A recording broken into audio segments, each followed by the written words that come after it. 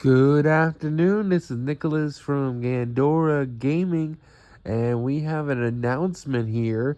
There's not a new card that got revealed, but we do have confirmation of one of the supporting archetypes that is coming out for the new Overlord set. So if you don't know, the Overlord set is a set that we have no idea about until today.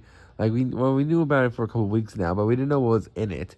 But now, because of the reprints they revealed, we now know that the Supreme Kings, Zarc and his friends, are one of the overlords that will be getting new support in that set. And I'm super excited to say, I want to see some new Zarc cards.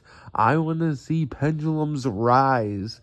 I feel like out of all the villain decks, that's probably one of the weaker ones, which is saying something because I would say, Arcana Force and it's probably still weaker, like the old GX and Yami and older decks. But like when it comes to the newer villain decks, I would definitely say that the Zarc deck is a little underwhelming nowadays. But now that they're getting new support, I'm super excited to speculate on what the new cards will be.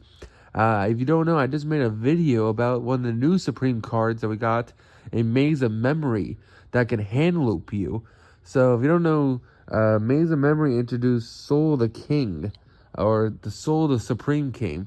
It's a normal trap card. It's like a common or rare that basically pay half your life points, but something out Zarc, which is a pretty cool combo you do with Dynamorphia, where when your opponent activates a spell, you just tribute the Zarc, and then you spell something like 4 monsters from your extra deck. They're like just straight boss monsters.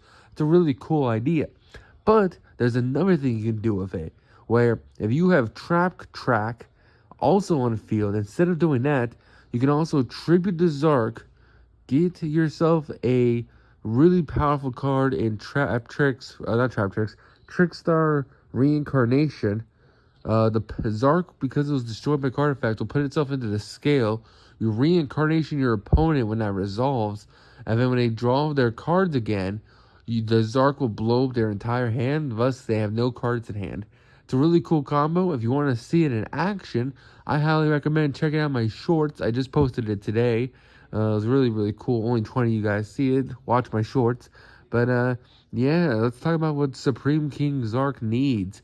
Because, honestly, we just need more easier access to summon this guy. I'm glad we got access code. Not access code. What the fuck is that banned card that's no longer banned card's name? Cause it's not a.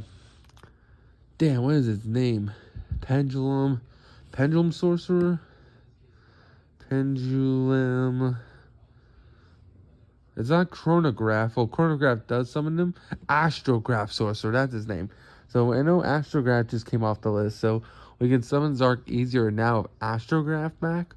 But it'd be really cool to new cards to make the Zarc archetype just way stronger than it already is, and actually make it like a competitive deck.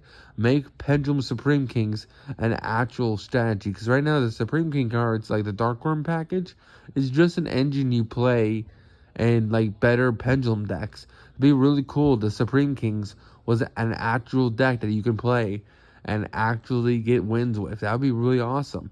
That'd be cool if we got some more main deck Supreme King monsters that actually help you summon out Zarc easier.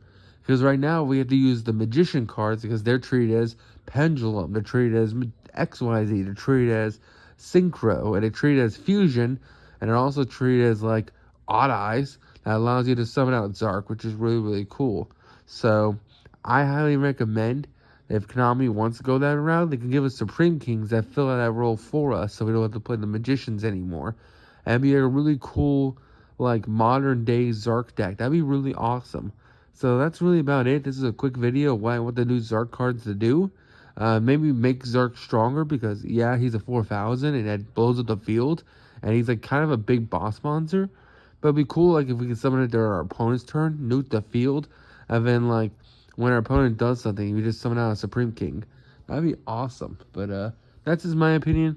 Hope this deck's good. I hope the support's crazy, and I'll see you all in the next one. Bye-bye.